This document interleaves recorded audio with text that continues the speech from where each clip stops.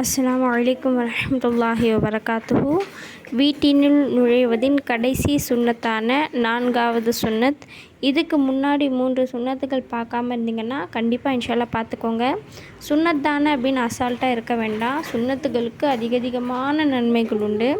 4வது சுன்னத், வீட்டுக்குள் நுழையும் போது சலாம் சொல்லி நுழைவது. இது மிகவும் முக்கியமான சுன்னத். இன்றைய காலகட்டத்தில் அழிஞ்சிட்டே வரக்கூடிய ஒரு சுன்னத் அப்படின்னு கூட சொல்லலாம்.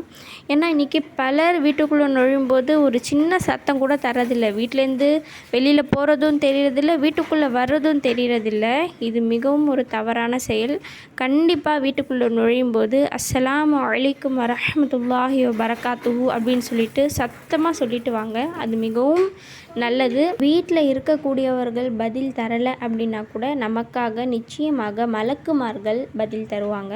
அஸ்ஸலாமு அலைக்கும் வரஹ்மத்துல்லாஹி வபரகாத்துஹு.